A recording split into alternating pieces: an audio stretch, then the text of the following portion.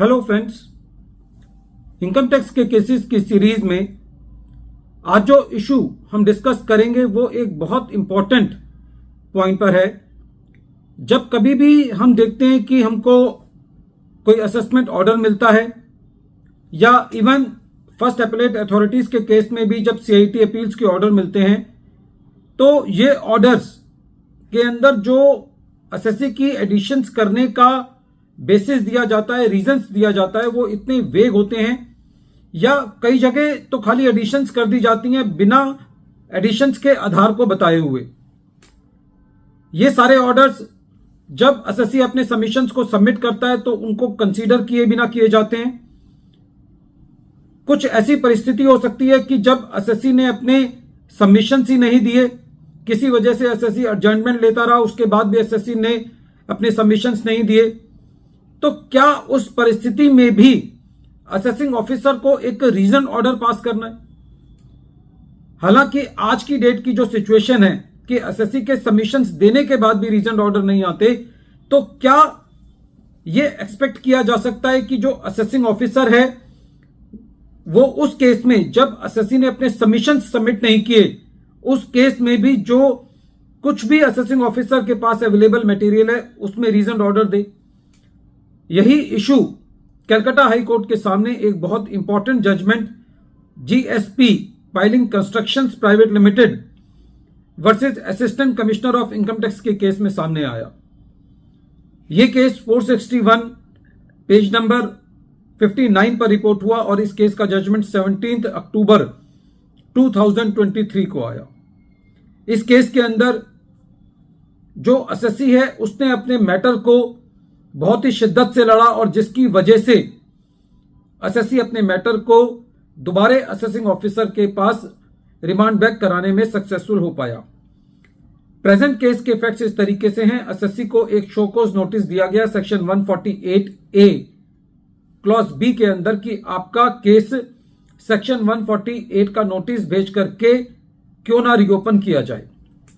SSC ने अपने matter के अंदर 3 बार एडजर्नमेंट ली और एडजर्नमेंट लेने के बाद भी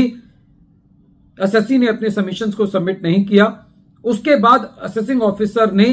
जो सेक्शन 148A क्लॉज डी का ऑर्डर पास किया, उसके अंदर यह कहते हुए सेक्शन 148 का नोटिस इशू कर दिया कि क्योंकि एसएससी ने अपने सबमिशंस सबमिट नहीं किए हैं, इसलिए असेसिंग ऑफिसर सेक्शन 148 का नोटिस इशू कर रहा है। उसके बाद एसएससी की सेक्शन 147 के अंदर असेसमेंट कर दी गई और असेसमेंट करने के बाद एसएससी ने इस सेक्शन 148A क्लॉज डी के ऑर्डर के अगेंस्ट और सेक्शन 147 के असेसमेंट ऑर्डर के अगेंस्ट एक रिट पिटीशन दायर करी और उस रिट पिटीशन का आधार यह था कि असेसिंग ऑफिसर ने जो सेक्शन 148A क्लॉज डी का जो आधार रखा है वो ये रखा है कि क्योंकि एसएससी ने अपना रिप्लाई सबमिट नहीं किया, इसलिए एसएससी को सेक्शन 148 का नोटिस इशू किया जाता है। जबकि एसएससी का यह कहना था कि यदि मैंने अपने सबमिशंस नहीं भी दिए तब भी असेसिंग ऑफिसर को यह बताना चाहिए था उस ऑर्डर के अंदर कि एसएससी को सेक्शन 148 का नोटिस क्यों इशू किया जा रहा है और जो शो कॉज नोटिस है उसको क्यों कंफर्म किया जा रहा है। जब इसकी रिट पिटीशन दायर की गई तो एसएससी के रिट को खारिज कर दिया गया और एसएससी ने उस रिट पिटीशन के ऑर्डर के अगेंस्ट भी हाई कोर्ट के अंदर अपील लगाई। कलकत्ता हाई कोर्ट की जब डबल बेंच ने इस मैटर को सुना तो उनका यह कहना था कि इसमें कोई दो राय नहीं है कि इस केस में एसएससी की गलती है कि एसएससी ने 3 एडजर्नमेंट्स लेने के बाद भी अपने सबमिशंस को नहीं दिया। फिर भी ऐसी परिस्थिति में भी जो रेवेन्यू अथॉरिटीज हैं उनसे ये एक्सपेक्ट किया जाता है कि वो अपने रीजंस रिकॉर्ड करें, चाहे वो कितने ही ब्रीफ क्यों ना हो, और यदि किसी वजह से वो अपने ब्रीफ रीजंस भी रिकॉर्ड नहीं कर पाते तो ऐसी परिस्थिति में उनको एटलीस्ट अपने सेक्शन 148A क्लॉज डी के ऑर्डर में ये बताना चाहिए कि जो शो कॉज नोटिस के अंदर जो प्रपोज किया गया था उसको क्यों कंफर्म किया जा रहा है। फ्रेंड्स, ये केस बहुत इंपॉर्टेंट है क्योंकि ये केस एक छोटी से इशू पर प्रकाश डालता है कि असेसिंग ऑफिसर को कोई भी यदि ऑर्डर पास करना है, चाहे वो एक्स पार्टी ऑर्डर ही क्यों ना हो, वो रीजंस के साथ होना चाहिए क्योंकि जब तक उस ऑर्डर के अंदर रीजंस नहीं होंगे, जब तक एसएससी के पास उसकी अपील फाइल करने